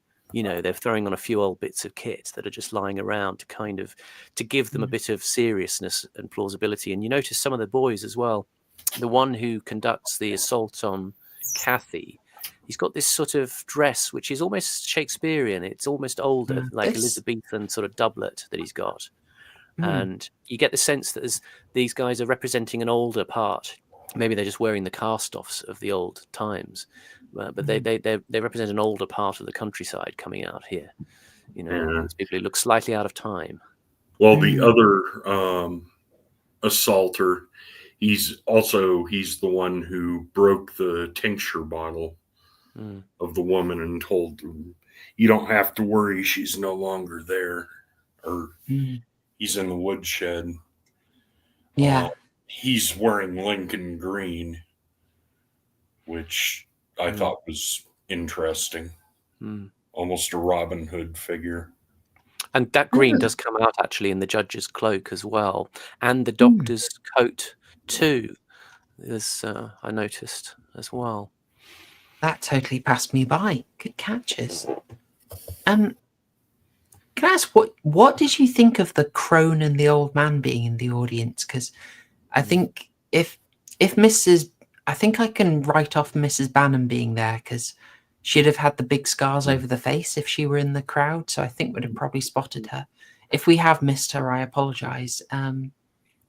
But we were given a lot of time to focus on the crone with her very sort of gummy lips, and I found it interesting when so many of the children are being corrupted that you've got these old figures there. Yes, it's quite unsettling, isn't it, that they sort of emerge as you know, as other people in the village seem to emerge as well, as they're sort of all slowly drawn in. It's an idea that everybody is corrupted from this, and those two old people kind of are like, I hate to say this, but they're sort of people of an age where, you know, when you see people they're not just old people, they go beyond a certain point where they have the look of death about them. The skin has started to fall. It's become tight. The eyeballs have become hollowed out, and they are sort of like almost comedia figures in this sort of little cavalcade of death, you know, that's happening. It's like the parade of the children is, again, it sort of echoes Wicker Man as well, or you know, or Wicker Man rather echoes that later on. But this sort of sense of a carnival happening, and these figures in costumes, these slightly grotesque, because the woman particularly looks a bit like one of the figures. I mean, it looked like Mrs. Punch in a way, you know, that sort of withered, beaky nosed, kind of slightly horrific look. Yeah, Someone who's not just old or elderly; they're about to die. Yeah, I mean, she doesn't really look like she knows where she's going. Is a vibe I got. Like, she seemed to be just drawn along. Like, there wasn't a kind of old and sinister, calculated. She looked like she did not know what was happening, but was kind of glad to be there. Like, she could have been heading off to Mecca Bingo. It's just an odd presence that we're given quite a while to appreciate. I'd say it's very worth bearing that in mind, and the composition of that congregation of this black mass in mind for next week's film, which doesn't have the sort of youth angle as much, but coincidentally was shot in the exact same church. So I say, Tigon Films very literally taking over Hammer's territory in many, many ways here. Yeah, you'll recognize this. The director's greened it up a bit. I don't know if we'll get much out of this, but I feel we probably should talk about it. The director got in a lot of trouble for the violation of Kathy here. So I'll go back to her for that. And I think it's a very effective scene. You know, obviously they've gone for someone who looks particularly young. Do we know how old she was at the time? Haven't looked it up, but if I just do a quick search. Yeah, I've got Wendy Padbury. So 47. So, you know, she's going to be about 22. Really? Okay. Huh. Yeah. Goodness. Okay. 22, 23. Yeah, looks very, very young in there. Yeah. Well, this her being raped and murdered, it was very controversial. It pushed the bounds, obviously. Murgoot, as you said, that basically got cut out from the release, in the original release in the UK. I mean, I don't know if we'll have much to say about this, but I feel it should be raised. Was it necessary? Did it go too far? Was it in poor taste? What are your takes on this? Maybe Murgoot, if you'd like to go first. Some of it was necessary, but it did go too long. Just they could have stopped with him mounting her and then cutting the rest of it and just going with that. I think it went on too long. It seems to me just germane to the sort of stylistic choices that were often made in the 70s. A lot of the, as I said, the horror of it comes really from the sort of frenetic sound cues, the music, and the cutting, and the close-ups on her face looking goggle-eyed and terrified. And so I'd probably be generous, I think, and leave it in. I don't think there's any kind of prudery about that about wanting to cut it. I think I'd be inclined to say that the effect is achieved. It is just kind of horrible, and it's not salacious, like you say. They don't sort of flaunt her nakedness or anything like that. I mean, the horrible thing is just the idea of the sheep shears being driven into the naked back, and hacking the devil's skin out of her. That's kind of more sort of grotesque, and that kind of leering sort of sexual acting that you have in that scene, where everybody is kind of panting and kind of glassy eyed and shiny skinned, and that's some of that seems like it could be just like terrible acting, but I think it's also just a sort of convention that you see in this age of it's kind of a formulation to express this abandonment, this frenzy. You see it in stuff like in Ken Russell's The Devils as well. That kind of extreme anarchic kind of view of violence and sex. I mean, it can sort of date, I suppose, in certain ways that it's very redolent of its period, and you could be more, I guess, discreet about it. But I think in order to come away with the impression of horror, you have to do it in the way it's done, which adds to the horror. And I think it is actually quite restrained for what it is. Yeah, I mean, good points. It's I think I'd have happily had it shorter, if only, but that's possibly because I just found it effective and unpleasant. I worried for Kathy. I felt protective of her. Poor little thing, like really think it was a game for a lot, and then you see her trying to cling on to that as it gets worse and worse.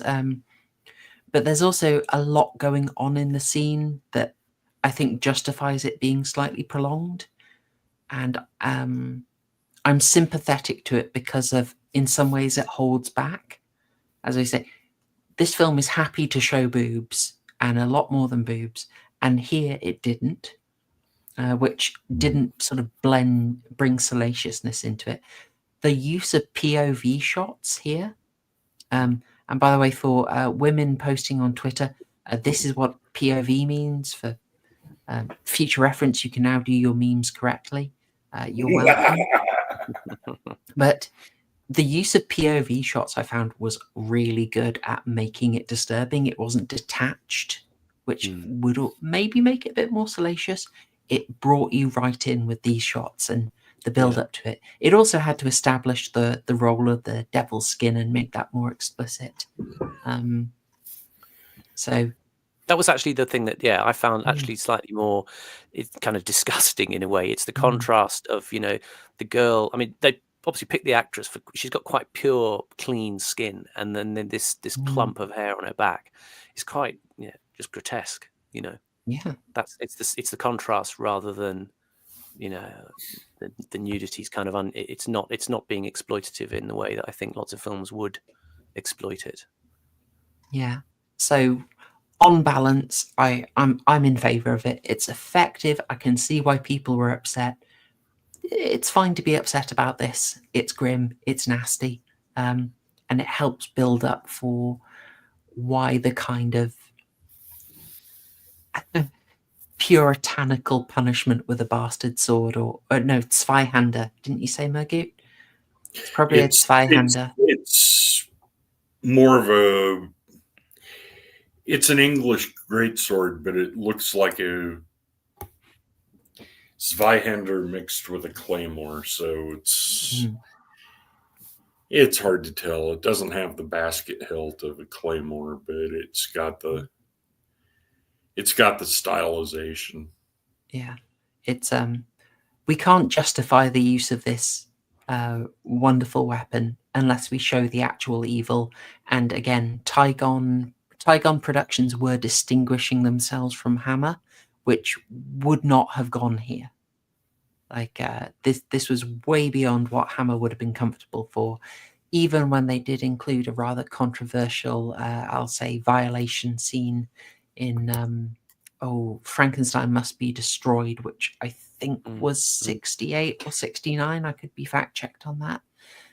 Even that, the scene does not play out in full. It cuts out very abruptly for reasons due to the production that I won't distract us with now.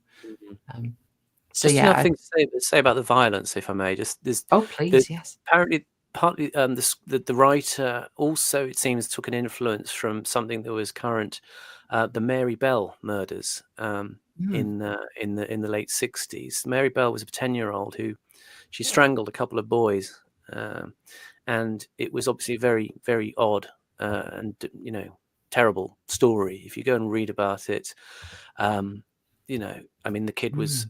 It's not quite as easily to say, the kid was just evil. She had a horrendous life of abuse, which was in the background of what she did, but it was against a background similar to what I was talking about in this film, where you've got the sense of these villagers are kind of dying. The modern world is happening somewhere else. We see briefly the judge, in his home in the big city, and weirdly he's kind of in a more relaxed mode. Actually, he's got his kind of swish dressing gown on. Yeah, the wig is off. He's got his kind of, in a way, he's got this strange fur dressing gown he's got on, which the fur kind of sort of echoes the kind of demonic hair in a way, and he's got his glass of sherry, and he's entertaining young Peter.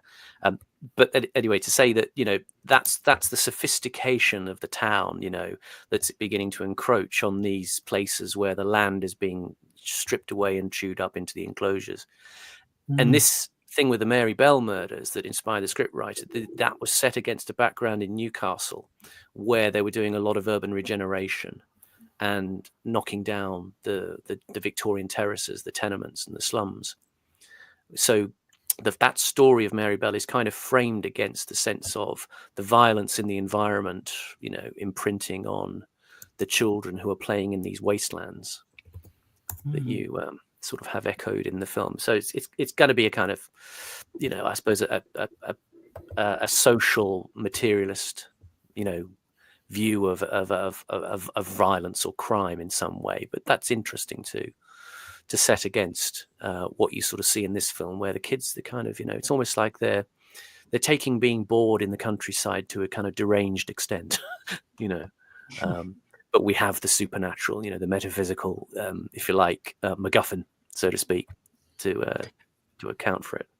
Well, so the devil makes work for idle hands, and if they've got nothing to do, industries kick them out. We only have one guy to plough the field, Yeah.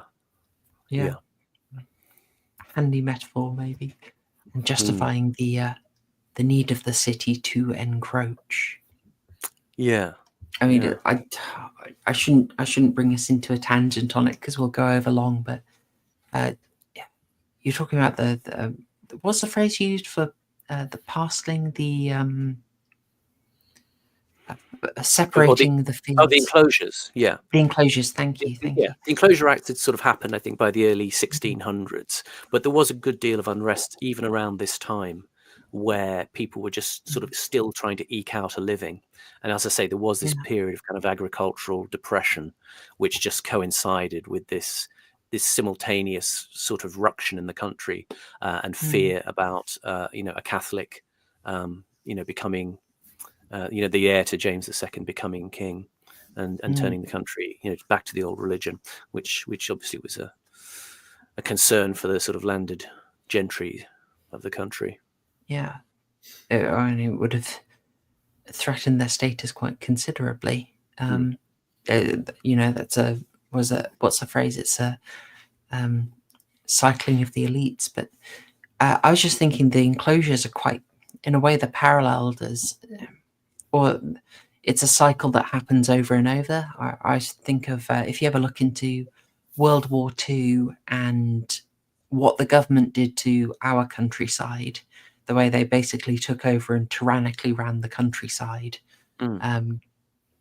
There's a case where sort of, it go up and say, we own your farm now, you will do what we say. And there's a few farmers who just refused. One of them was shot because he refused to basically hand over everything to the newly empowered countryside police. And the level of control that was literally tyrannical control that was inflicted over people in the countryside is horrifying enough. But to enable the war, there were so many more direct routes drawn to the countryside, and the passing out of the children of the cities into the countryside, that it really did basically it did huge damage to the countryside culture, because it enabled that further encroachment of the city.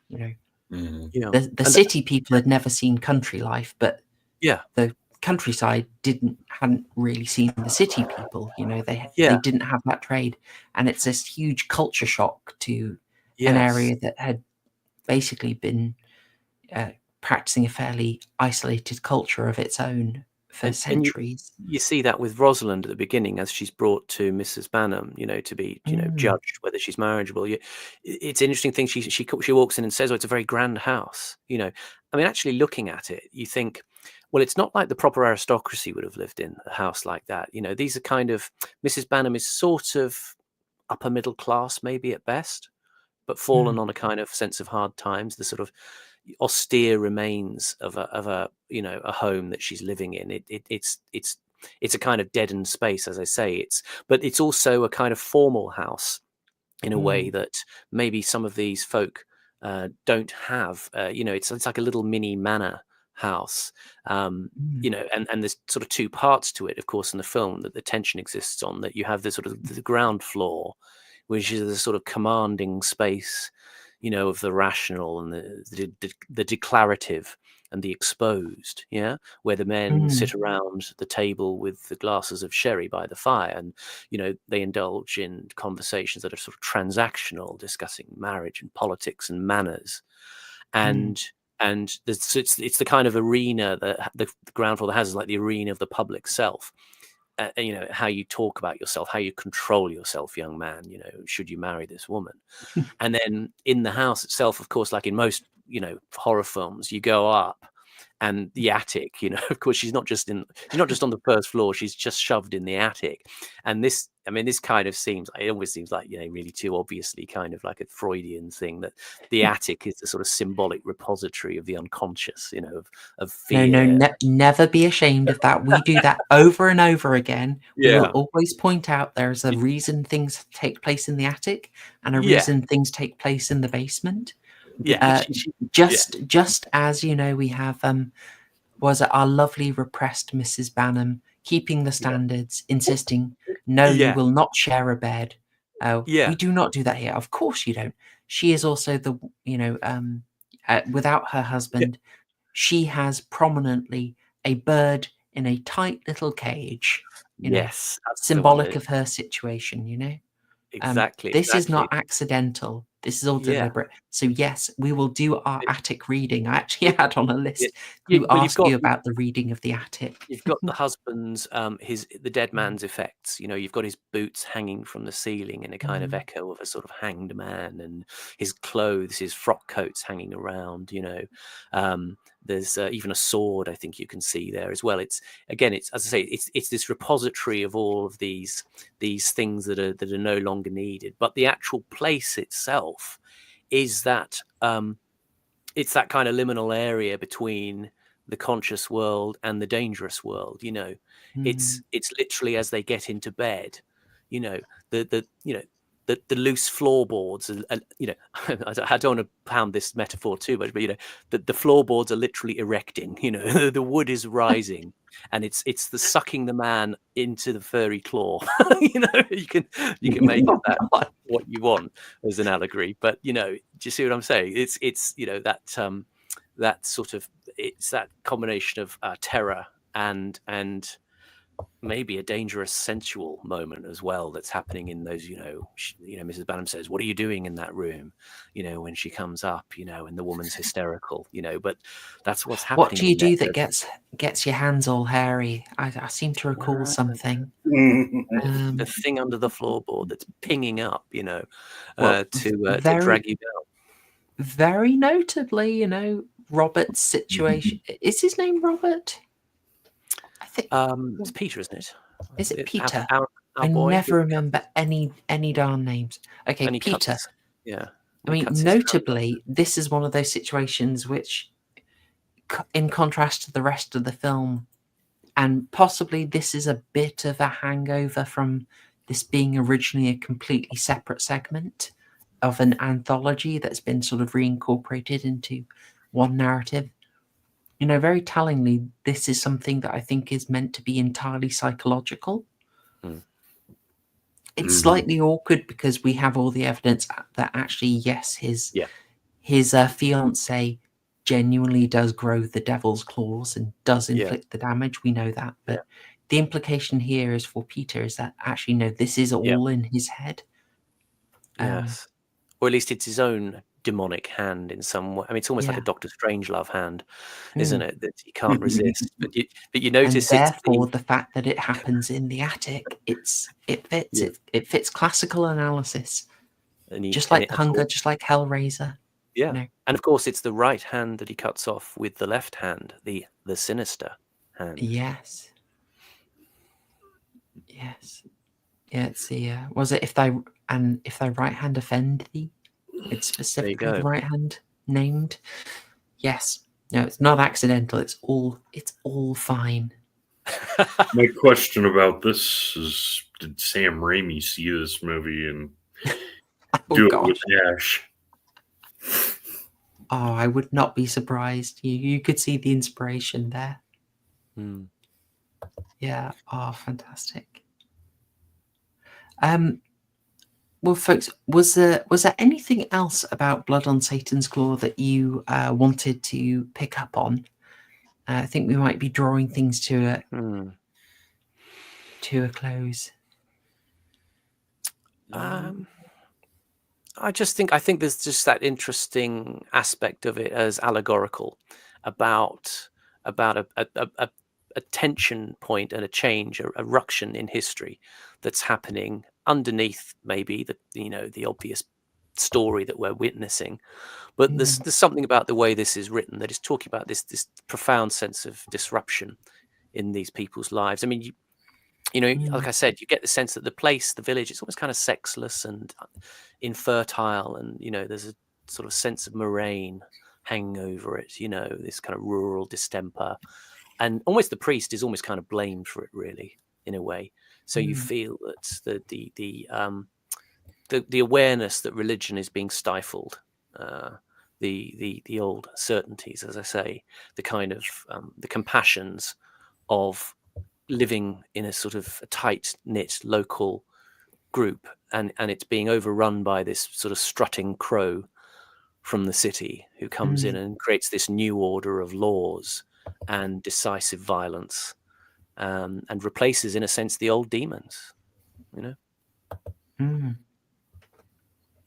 Yeah, Do you feel you sort of left wondering, is the cure worse than the disease in a way? I think that's meant to be it. Yeah, I mean, it's certainly something that I've seen alluded to with the judge, that he's not quite a hero figure. He's not quite an anti-hero figure. He's just a kind of slightly dark hero. The implications of what does he do next once he's slain, as you say, the quite sort of pathetic hopping demon.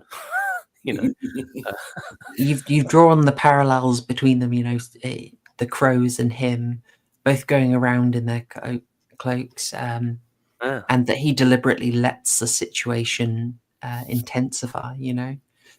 That's an element we mustn't forget. I think it's so key to this, and it's like one evil force passing to another, possibly. I absolutely, I will absolutely be watching this again and be thinking of that aspect of it. There's so much going on under here, and I feel like these are elements that tie so much to British culture. Yeah. Like this feels very authentically British in a way that'll be, it'll be very interesting to see where sort of later folk horror draws from, how it differs from that. Murgoot, did you have anything else on this? No, I didn't go that deep into it. Aside from just trying to pick up details and where it would lead. And I mean, I've basically, the two of you's analysis is far deeper than mine today. Can you find anything though, kind of not unpalatable is the word, but as a horror genre or as a folk horror genre, is there anything kind of to you that's kind of like hokey, or there's elements of the sort of some of the performances that are a bit stagey in a way, The makeup, the eyebrows of evil. At first I thought the bear trap was kind of hokey, and then it's like, wait, they were created before this. That's about it. Is there a sort of quaintness, do you think? Because I mean, one of the things this is in this period. This showed country life for all of its degradation. It showed it as, you're right, quite quaint. Just the rustic feeling and the intrusion of the judge. He's a judge, not a lord, but he's almost given the Lord's deference. Yeah. It's hard to tell for me.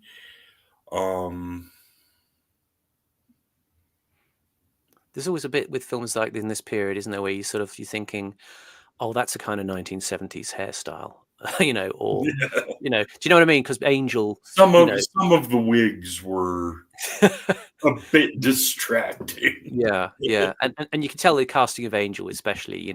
They said, everybody else can be in period, but we want a real proper little tart for this part. We want her with too much eyeshadow and hair just so, and obligatory nude scene. Yeah. I mean, let's remember Hammer did make a whole lot of coin off its Hammer beauties, its Hammer glamour. Tigon's not going to miss out. I felt in the script there was one aspect where I felt they were never really sure how much to commit to the language of the time. And some characters would lean on it quite consistently. Kathy, for one. Yeah. Others not so much. It's when I compare it to The Vitch, which leaned into that so much, just unrelentingly, utterly sincerely doing the speech of the time in a way that could invite ridicule, but they just go for it, and you come on board, I think. This, I felt, was a little unsure how much it wanted to commit to that. Yeah. Yes. What do you think of? Yeah. Go on. What do you think of this? Folk horror almost uniquely recognizes evil as evil. Certainly is kind of sort of primordial and something that cannot be negotiated with. It doesn't have a sort of psychologically kind of justified portrait of evil. You know, we look at evil now in films. If obviously I'm not necessarily talking about horror films, but evil becomes, you know, we psychologize evil in characters in films. But I suppose these are sort of uncompromisingly kind of bestial forms of evil that are not something that can be discussed, you know, into reason to go away and be less evil. folk evil. Well, folk horror and cosmic horror both have the evil is, however physically concrete it might be, it's not really explainable. Nobody knows quite what it is, quite what's going on.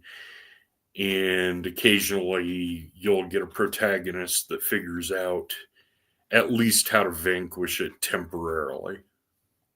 Yeah. And there's an animalistic element as well, because I'm just thinking, looking at the design of Behemoth in this film. Do you know the folk figure of the Krampus in Europe?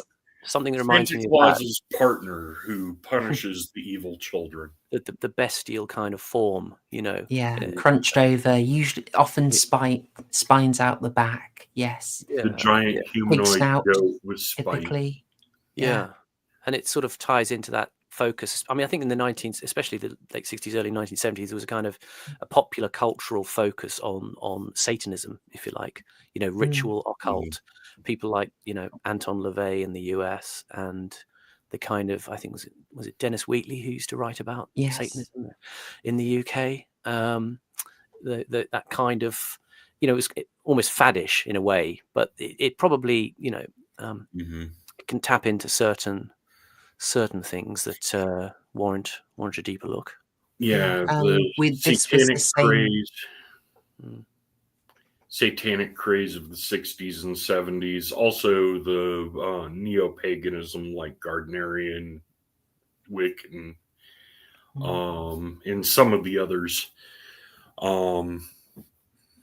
Yeah, people were searching back to quote unquote older religions to break from Christianity. Yeah.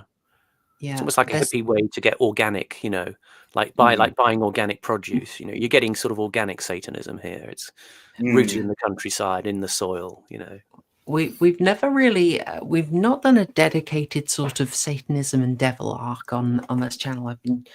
I was never sure how far we could go with that, but there is a bit of a line around The Exorcist between those depictions. So this is the era of a sort of bestial, very physical manifestation of Satan. So you have Rosemary's Baby, similar sort of visions of claws. Obviously, the Devil Rides Out, I think, was also this year, 71. It's within a year of this. And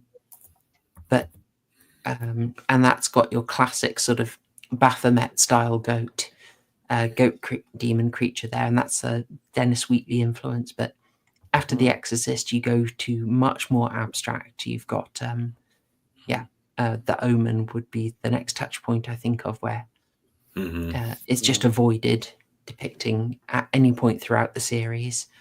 I suppose there is some artwork on murals that is a little suspect. Anyway, one last thing, just on a lighter note, I do wonder, actually, we mentioned earlier about, you know, when Margaret, Michelle Dautrice's character, gets thrown in the water. I do wonder if Monty Python did see this film. The dialogue about the witch floating did kind of seem to... I had to catch myself and think, no, this was before Monty Python and the Holy Grail, you know. Well, it's an odd one, like we're meant to judge them, but they were completely right because she is unrepentant and a thought. You know, they did absolutely nothing wrong. It's just the typical kind of straw-sucking yokel dialogue, you know. Yeah. If she be a witch, she will sink. That kind of sort of level. There we go. I don't really have a picture of her, but I do have this sort of hideous Dr. Barry chuckle who's there, who does. enjoys his work far too much. Just to comment quickly on Wandering Panda's point, I think the cosmic horror comparison is good. I would probably cite the difference. Not saying it's recognizes evil as evil, but I think because Hammer's monsters are evil you do not negotiate with, right? But what Hammer would do is localize evil in a conquerable physical figure, and that's very reassuring. Stake the vampire, dissolve the Frankenstein's creature in acid, stab the werewolf, and you're good. But folk horror, I think, and cosmic horror as well, is really good comparison, is concerned with this like ever-present evil. Like good is the exception, and it's constantly under threat. Which is why those sort of areas that are outside of full human control, like the dark woods, are surrounding you, and they are the source of threat. That's the risk in folk horror. I hope I articulated that okay. Yeah, I think I'd say it's the center of good is the exception, and you're constantly surrounded by ever-present evil, which is a genuine threat that's very hard to ever grasp. I mean, in the Wicker Man, there's a proper question of, are the cultists correct or not? Do you know or not? It's anyway.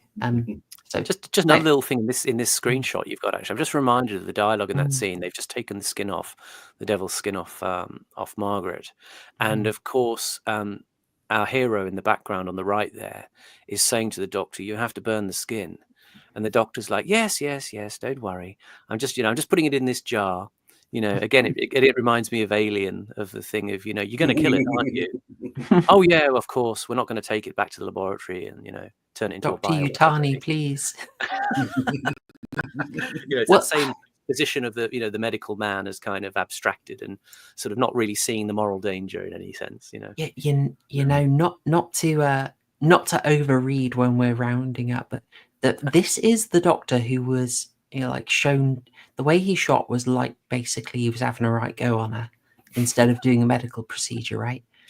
And she was not cured afterwards. Now, is that because he didn't really treat her, but he was shown to effectively be corrupted by her? And that's the implication. That's why he's not going to burn. He's not going to burn that skin. Maybe he's even taking it straight to the behemoth itself. I don't know. The doctor is corrupted, I believe. Yeah, good point. Just my theory. Anyway, I think that's probably brought us up to an end. I think sort of covered everything. We've talked a little bit about the history of Tigon Productions, the relationship to Hammer, and got into a good amount of depth, all looking at this film from quite different angles here. So I think it's probably a good point to leave off.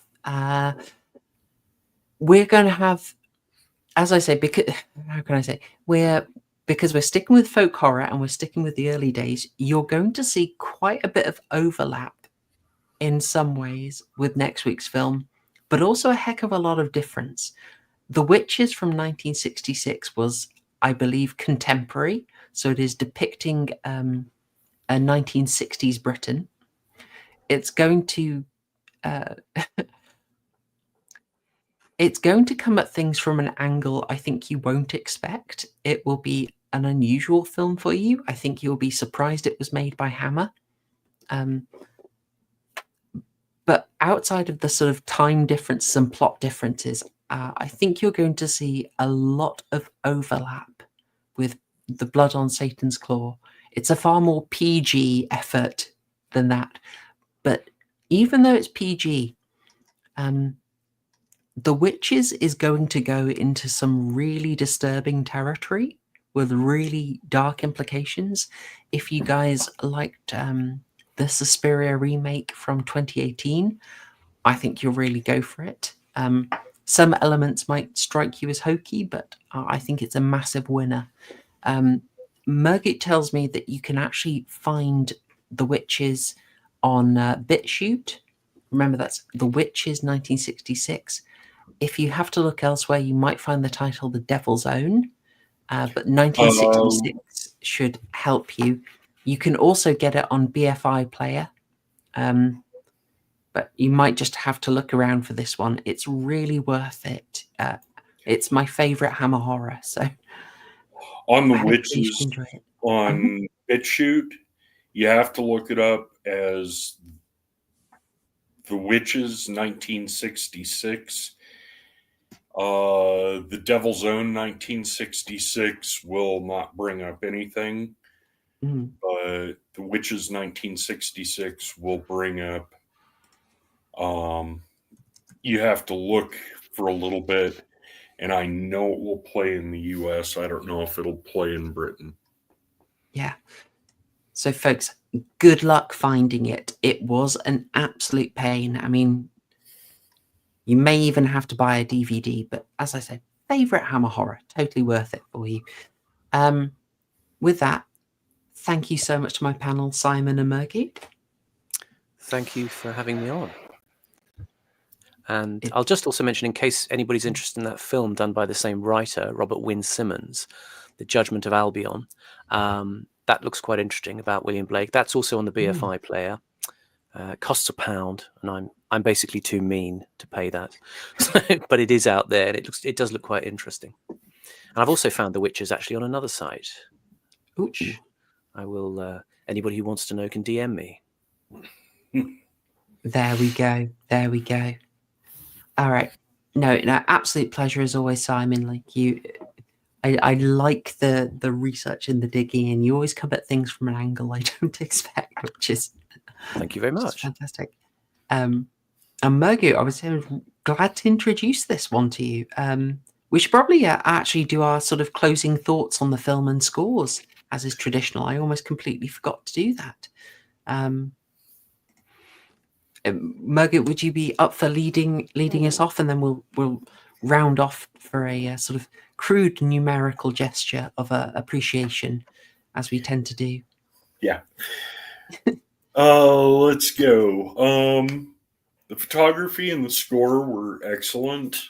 Some of the costuming, they did really well with most of it, but some of the wigs were just.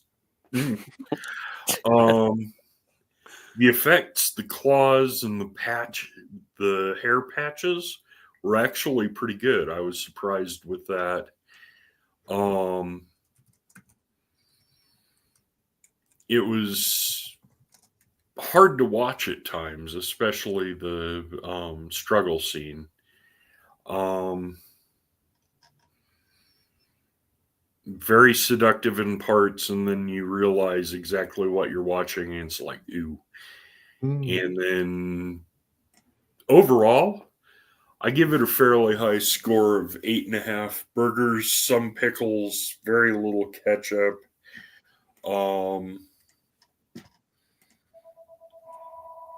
Otherwise, it's very, very good.